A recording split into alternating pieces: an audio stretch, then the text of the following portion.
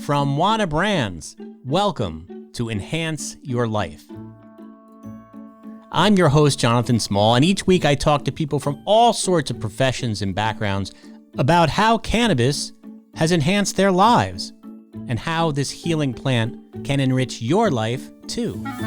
Welcome to the Enhance Your Life podcast. My name is Jonathan Small, and I am your host, and I'm delighted to bring you a really special guest today. Kevin Jodrey is with us, and Kevin is one of the most well-known growers in Humboldt County and really in the world. He is an internationally respected cannabis expert and an Emerald Cup judge. And as a world-renowned hunter of ganja genetics, Kevin is really fascinated by the search for rare and desirable and marketable traits in cannabis. And Kevin is the creator of the Port Royal Farm and the owner of the Wonderland Nursery. He's also the co-founder of the Ganjier Cannabis Certification Program. He is an expert grower and the guy you want to talk to about growing cannabis. Kevin, welcome to the show. Thank you very much. It's a pleasure to be here. So, Kevin, how do you explain to people what you do for a living? You know, at one time, I was primarily a cultivator, propagator, trafficker, and, movement of cannabis. And then as time went on and we got into medical cannabis, I ended up becoming a dispensary owner operator. And then I have licenses in farms, manufacturing, processing, storefront, nursery. So I'm kind of like a canna business from my original roots. And I also do consulting on an international level. And so really what I tell people I do is that I basically work in cannabis. Yeah.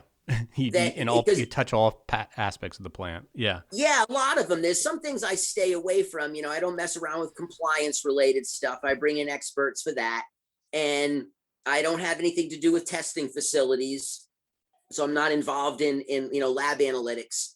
But in almost all the other things you could be involved in cannabis, I touch to some degree. So it makes it awesome for me because cannabis is exploding in how people perceive it and in the understanding. And so to get to be involved in stuff that's developing every day in so many different ways, you're never bored. You're never, ever stale. And it's just such a wonderful experience to get to, do something that you love for so long and not get burnt out because it's infuses you with the possibilities of the unlimited. You have a really interesting backstory. Let's talk a little bit about this. You're from Rhode Island, right, originally? Mm-hmm. And at one point you served as a diver for the U.S. Coast Guard, right? You were working on drug trafficking interdiction. Correct. With federal law enforcement. Tell us what you did for the Coast Guard and what you did for the military. When I was a kid, I was involved in cannabis on the East Coast, and I ended up catching a case in '83, and I spent 11th grade in training school for cultivation. Oh, wow. Training school meaning like juvenile? Yep, juvenile prison. And so you get to take some time out of normal life and go spend some time in incarceration. And my cousin was an extremely high-level criminal on the East Coast that was doing a extremely long time in prison. And a lot of my friends that I grew up with were also going the same route. New England at the time, the economy had crashed. So all the fishing was gone, all the manufacturing is gone. And basically the drug trade kind of wove into these blue-collar economies and created this drug subculture that previously hadn't been into these groups. And I had been a diver as a kid. I grew up on the ocean. And so I figured that when I got out of training school, if I could get into the military and get an education in commercial diving, I'd be able to go work on oil rigs and do construction around the world as a trade. And so I go in the military, and I go through the Navy program, become a diver. And when I get out, I'm doing construction and search and rescue and aids to navigation work for the Coast Guard, but they used to loan us out to other agencies. And I used to get loaned out to the DEA, and I get loaned out to the DOJ. And then they would fly us out to these ships out at sea that were loaded with drugs, and they would drop us out of helicopters, and we would dive on the vessels to try to figure out, had they made penetrations through the hull and where was the drugs hidden? And then the team would go and measure them all out. And it was on one of those drug interdiction jobs that I ran into a whole crew of Canadian traffickers that they could never catch. So the ship They knew they were always dirty, but no one could catch them with product. And so I get sent out to dive on this big freighter. And as we're doing the interdiction, talking to the crew on the vessel, and they were all Canadian Navy divers that had left the Navy and had become drug traffickers. And we started to talk about diving. And then they asked me, what did I do before I was in the military? And I laughed and I said, the same shit you guys do, except, at a smaller level. And they said, you'll be making the wrong choice. They said, you're going into doing diving, but really it's changing into a not such a good industry. Robotics are replacing a lot of it, all the drone vehicles underwater. They said it doesn't really have, the potential that it once did. And so they said, hey, we all went in the Navy. We were all certified as, deep salvage. And we found that we didn't really have a position. And so we got into trafficking cannabis, and we're all happier. And that you ought to reconsider your career choice. And I was only like 19 at the time, under 20. And I laughed and I was like, it was so logical the way they laid it out that it made me rethink maybe that the things that, because this is 83 that I got in trouble. That was like the peak of the drug war, the beginning of the Nancy Reagan propaganda movement. And so I hadn't had any issues with it as a kid. I've been involved in it since I was probably like 12 years old. And so I was raised in that type of industry and that type of background. But I figured that I would go pursue a career that would give me an opportunity that wouldn't put me in prison the rest of my life. And what I realized from talking to them was that I really enjoyed what I had done prior. I wasn't unhappy being a cultivator or being involved in cannabis. And it's funny because they said, take a look down the road and you'll see the future unfold. And I did. I mentally took a look down that road and I realized that they were right. And so what I did is I started studying botany, and I got some textbooks in, and I would study plant science on the ship. And then when I got out of the military, the day I got out of the service, I used the government vehicle to pick up all my indoor grow lights in '89 from Victor at Berkeley Indoor. And I lit up my first crop, inside in Oakland. So I had done outdoor in New England. But as the 80s kicked in, indoor had taken off, and now there was a technological revolution of equipment you could use. And I started growing in Oakland indoor in '89. So this is still illicit, right? This is before cannabis is legal in California or Oh, yeah. 215 was in '96. Right. And I was actually probably within the first 500 or 600 people in the state of California to get a 215. Dr. Todd Miccaria was the original physician. And he and I were friends. Explain to our users what 215 meant, what 215 was, if they don't know. Oh, 215, Prop 215 was where, what happened in California was you had this AIDS epidemic that really wasn't understood. And what they discovered through happenstance was that people who were suffering from HIV and all the related things that come with it benefited from cannabis consumption. And so this individual named Dennis Perrone and a few other men around him and women that were all community minded and very sensitized to the plight of the people with HIV, they created the first dispensaries where you could come in and get free cannabis. And if you could afford it, you could buy it. But if you couldn't, they figured out a way to get the free cannabis to the people that had need. And it became so successful that it allowed them really to create an initiative called Proposition 215. And it was so brilliant because what they said was that the person who uses cannabis tells the doctor what they use cannabis for, then the doctor can best help guide them. Because otherwise there's these quantifying conditions and it would say, well, only if you have leukemia. So if you have leukemia, you can get cannabis, but if you have brain cancer, you can't. So that doesn't make any sense. And so with 215, the brilliance of these individuals was that it allowed the patients to converse with the doctor. The doctor would then recommend for you to utilize cannabis to continue with it based off his assessment.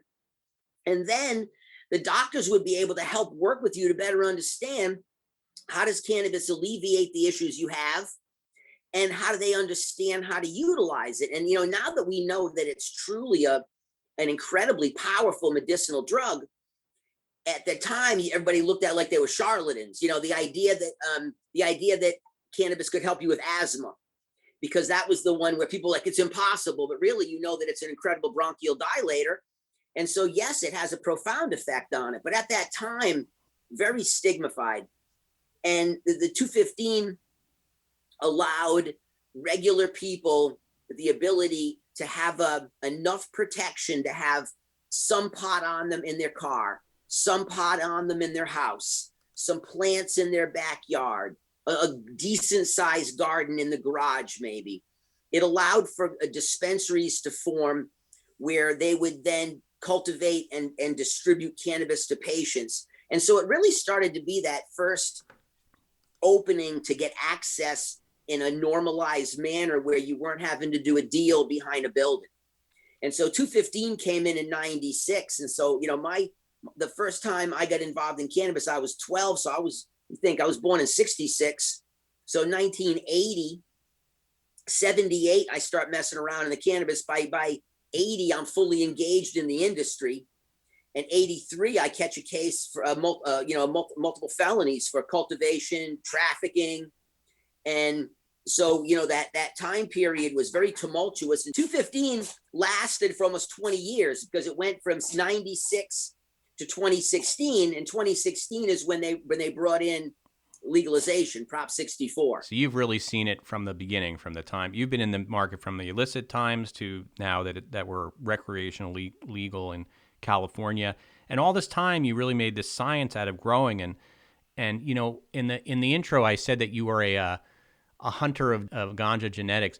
What does that mean? Like, explain to the layman what it is that you do in terms of horticulture and growing that is so kind of unique. And are you coming up with your own strains, or how are, talk a little bit about that.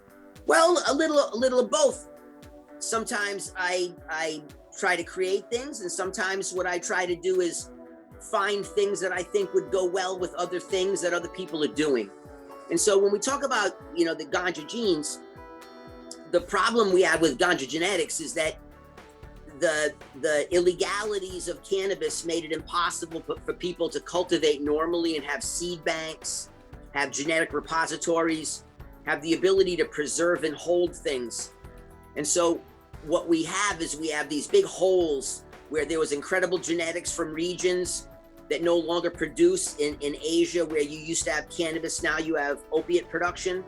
In South America, it went into cocaine production, coca. And so they stopped growing things that they've been growing for 1,000 years because it's a business. And the people that were growing it were being misplaced in the movement by Americans producing their own cannabis. So all of a sudden, the things that we use to create everything we have today is as rare and as scarce as possible. And the issue with that is that when you mine into genetics that are from regions that were naturally replicating themselves, what they really do is they hold a history of the environmental conditions and the pathogens and the pressures and the selection choices that go on for centuries. And so in the genes, you have an epigenetic memory of all those things that transpired, that impacted the DNA. And those things allow us to find outliers that survive pathogens.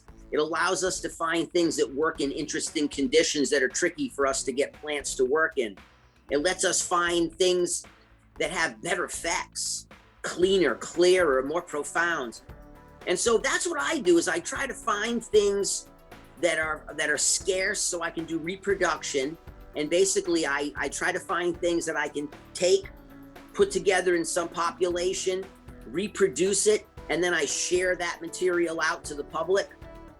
And what it does, it lets us have a living gene bank, so that if many of us have something from those places, the odds of it surviving will be better. To me, it's important just because you see the decimation of the plant and animal kingdom, and you're starting to lose things. And the problem is that when you lose certain things, we lose the properties that came with it. And within those botanical treasure chests, we don't really realize what we are getting rid of until we know, oh my gosh, we don't have it to look for. And we could have had an incredible solution to a problem in a very simple, elegant manner by mining into that botanical reactor, which is the cannabis plant. And so to me, the preservation of the genes, the preservation of the culture, and the culture meant people who grew cannabis for centuries because the people around them enjoyed consuming it. It created a better life for them. People had a relationship with cannabis almost 14,000 recorded years, So for 14,000 years, humans were just swimming in cannabis. And then for the last 120 years, you've had a demonization based off of financial considerations. And now we're coming back into the understanding that cannabis was this thing that humans had cultivated and moved around the world for their needs. So there must be value in it. We don't have to argue that part. And so for me, what I want to be able to do is at least preserve some pieces of it so that as we become smarter, we're able to better understand how to use the biochemistry within the plant and how to make our lives better. And the trade is that we have to preserve and protect parts of those kingdoms. So I do preservation work, and then I do a lot of work where I try to find outlier plants that have very specific characteristics so that they can be used in very specific situations. And I take those and I enter those into breeding programs with other individuals, and we try to weave the traits of desire into a more stable, steady package that works for the commercial industry of today. Have you had to travel around the world to find these unique genes? Yeah, and you travel around the world, and then people from around the world travel to see you. Oh, wow. And so once you're known as somebody who's trying to do something, as long as people feel safe dealing with you, where you're not trying to steal their goods. See, the problem with anything of value, scarcity, is that once someone gets a hold of it, they think that it's, I'm going to become wealthy or well known. And so it's hard to evaluate people until you actually give them something of value. And so you have to play this little test game and the trust building. But once you have that, there's a global network of people that love cannabis and are trying to preserve it. I think one of the best comparisons is really in coral.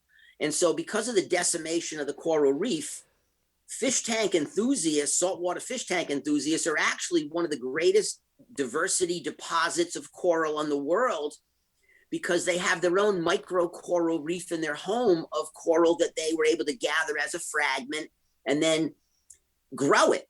And so you're seeing a population of coral that's preserved and protected and trafficked legally and intelligently. And so it lets you see that coral, which is decreasing in population, is being preserved and held and shared. Cannabis, which is decreasing in population, is held and shared and used. And so there's a really beautiful human element to being involved in the genomic movement of plants that lets you really get to appreciate the cultures that built what they built, because each culture chose the plant for their specific desires. And each culture has different desires, and that's what really creates the different experiences within cannabis, not just from different places, but why did they grow what they grew? So we choose plants that work because that's your limitation. The plant has to work in the environment. But the chemotype, the drug component, the chemistry in the plant, the humans steer. We choose and pick what we want. And so places that had really easy cush lives, like along the equator, they chose cannabis that made you happy because they were happy. You choose cannabis that is very sedative and relaxing as you get up into the 30 latitude, because your life was a lot tougher. Yeah, the humans knew what they needed, and they worked with the plant to steer the direction. And so when you get to meet the cultures that grew the things and held the lines, it helps you better understand how to use the material. So it's this beautiful renaissance right now, because the stigma has been removed due to CBD, due to hemp, and the fact that finally, you're off of the drug war. But the drug war was a cash cow. Who wanted to shut it off? During that time, did you have to be very careful? Were you hot during the time when it was you were in the illicit market? Was it sort of a gray area in California, or were you concerned all the time that you were going to get busted? Oh, you were concerned all the time. There was people that wanted to rob you. what you find is with COVID showed the population too, that most people really want to rat you out, that they love the tattletale, that the tattletale in school when you were a kid multiplied.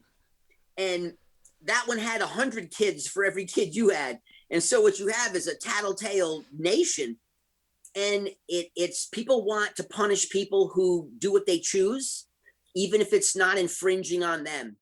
And so cannabis was this always this rage against us about, we didn't pay our taxes and we don't have to work. And I'm like, we are putting money into the system, a lot of it, and we are working hard.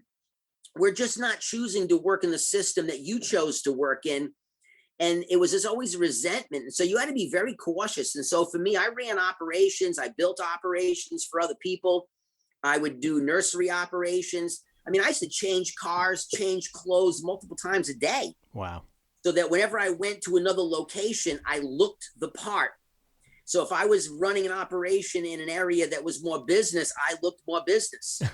Yeah. And we did everything we could do to make sure that you didn't get caught. And then you had to live this crazy duality lie where you had to create businesses to launder the money.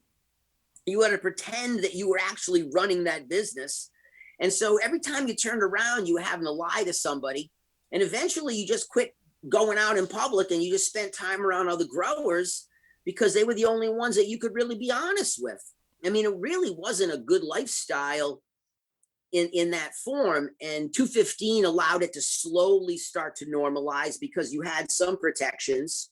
And then now with 64, no one cares. And you have people that are 70 that are breaking out really good grass and letting you know, hey, I want to get high with you. Where, you go back 20 years, that same person might have very well called the police because they didn't understand that cannabis was something that was positive. They just saw it as a Schedule I drug, no medical value, worse than heroin. It's kind of crazy when you think about what people thought about it and now what we know. So we know that you love growing it. What about as a consumer? Do you love consuming it? Have you always been a consumer of it? Oh my gosh. Yeah, no, I'm a consumer first. It's hard to do what you do without being a consumer, I would imagine. Yeah, no, I love cannabis and cannabis helped me tremendously. I had a rough life as a kid. It was just a volatile time.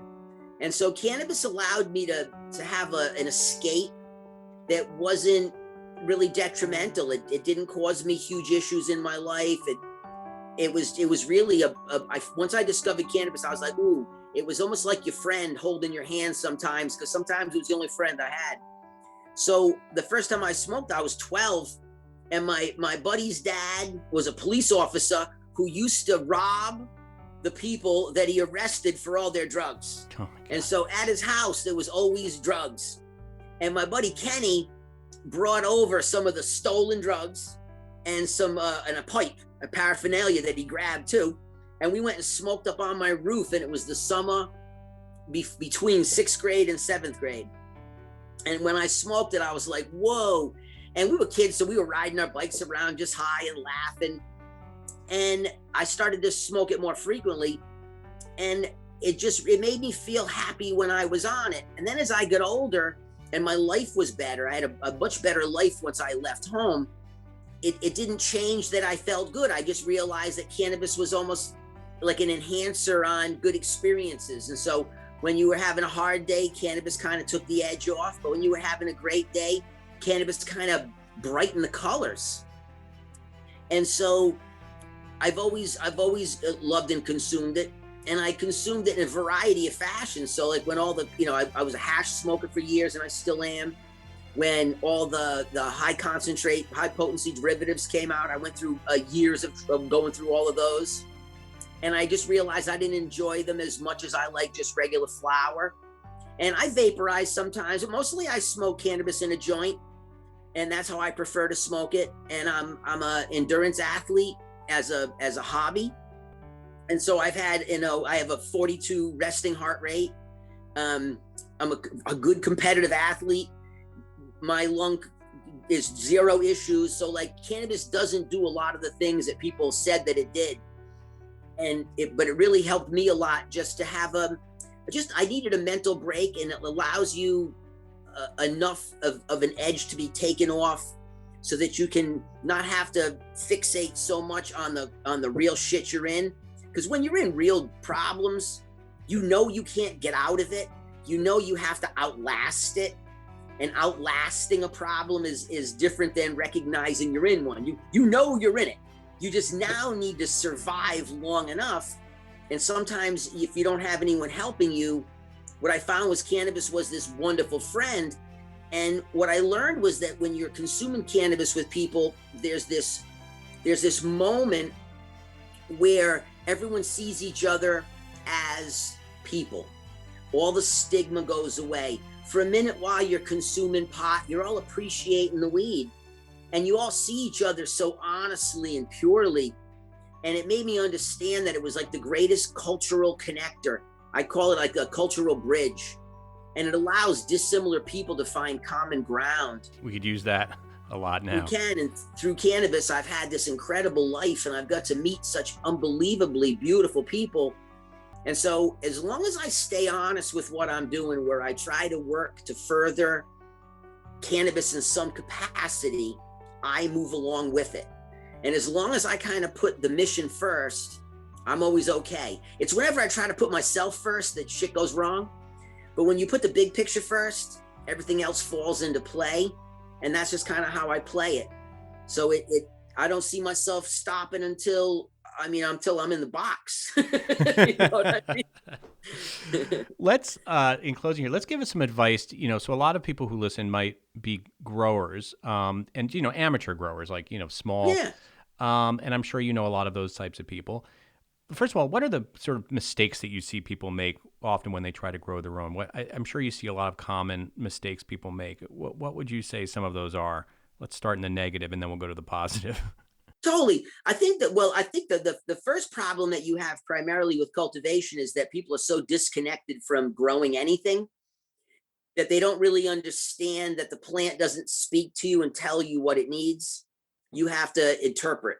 And so you have to be able to build an interpretive skill set based off of observation and intuition. And we can study science. Plant science is available. We can get an education, but it's the difference between lab science and applied science. Lab science is they understand it. Applied science is how it actually works in the real world.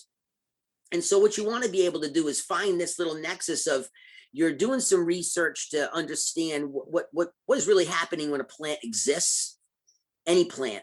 So this way, what you're starting to do is get a feel for how these organisms work in the world around you, and then make sure that you're patient and you're allowing the process to be a really good time for you. And so that what happens is you're developing something that's an incredible hobby, because you're getting to do, like a science project.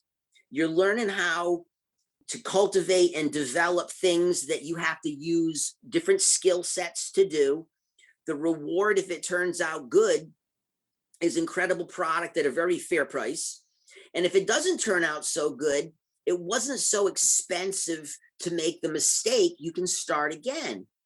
And so I think with the most new growers, it's really to rein in your expectation and start at a level that you can work with. And whether that involves biological direction, meaning like, a naturally derived microorganisms driving nutrient uptake. So we can say organic, but really it's more of like a biological activity. We can go that direction. We can go into simple synthetics, which are very easy to use. And the complexity can be simple to very intricate. You figure out where you can start at a reasonable level so that you don't get overwhelmed, because most people, they'll take on too much at once and they'll just kill themselves, or they won't give the project enough attention and they don't put enough into it to begin with something that will work. So it has to be a workable situation, and you allow the process to refine you. After growing for 40 years, you still make mistakes. You still learn something new.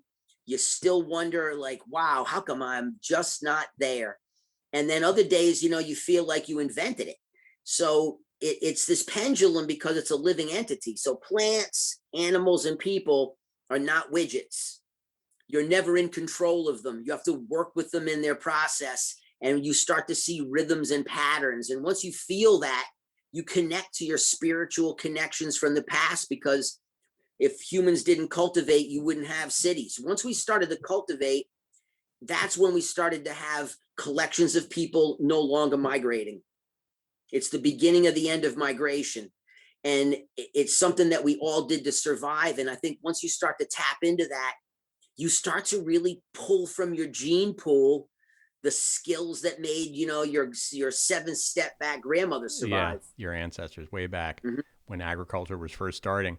Well, what is the Ganjier cannabis certification program? Is that something that anybody can take, or is that more? Yeah, no, it's really fascinating. The Ganjier was, I asked my son one night, I said, hey, who am I?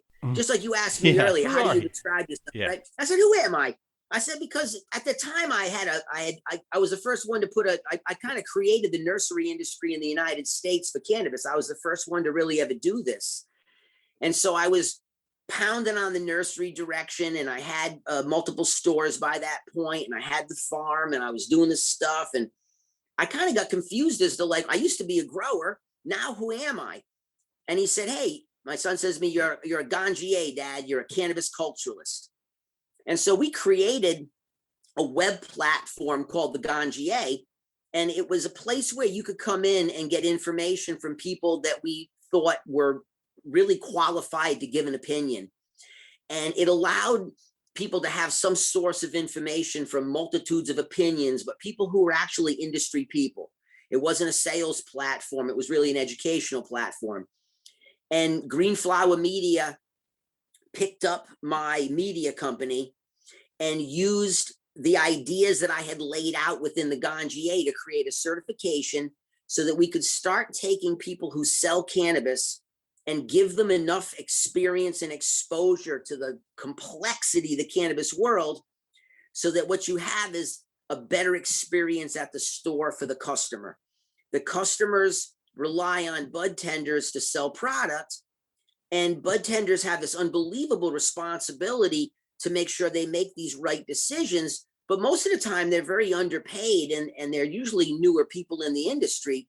And so, how do you get underpaid new people to really represent any product well?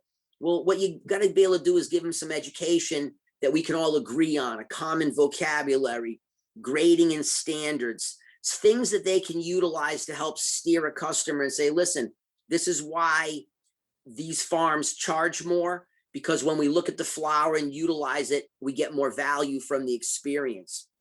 If we wanted to be able to explain how to get better price points, so that people who said, look, I'm on a budget, what do I do on a budget? You don't just look for the number, you look for the flowers that have good ratings and ranks at that price point, so that you're always trying to make sure the customer is getting what they need, because not everybody in cannabis spent their life as a cultivator. They didn't spend their life trafficking and owning dispensaries. They're people who just like to consume cannabis. And so you need some people to help. And the best example is when you go to a restaurant and they have a wine cellar, and you're going to have some food, and they ask, would you like some wine? And you ask them, well, could you help me pair the wine? And someone there is competent and helps you pair it, and your experience is better. And then they also maybe even give you a little education while you're buying it. So this way, you know better how to choose things.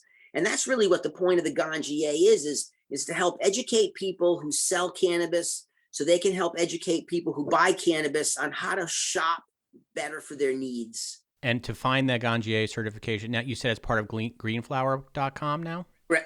Yep. Greenflower. And you can just go to ganjier.com and look it up. Okay.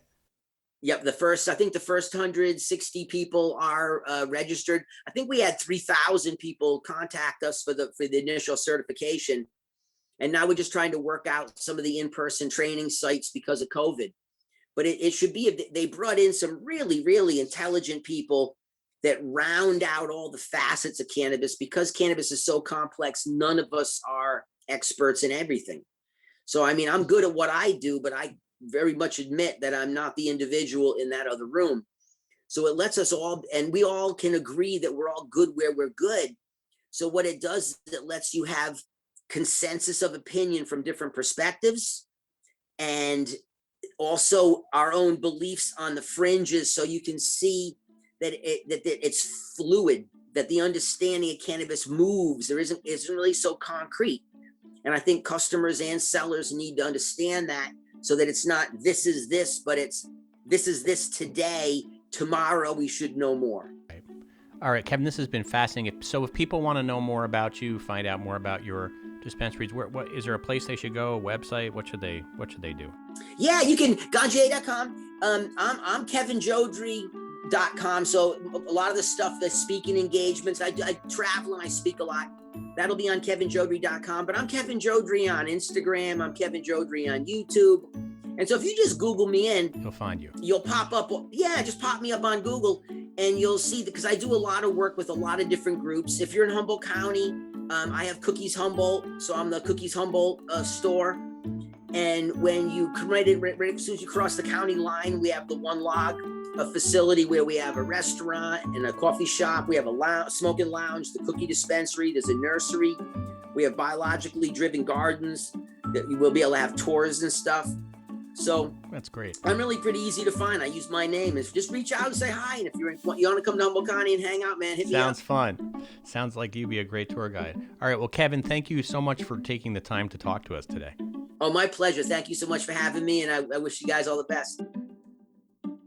Enhance Your Life is brought to you by Wana, the #1 infused product in the U.S.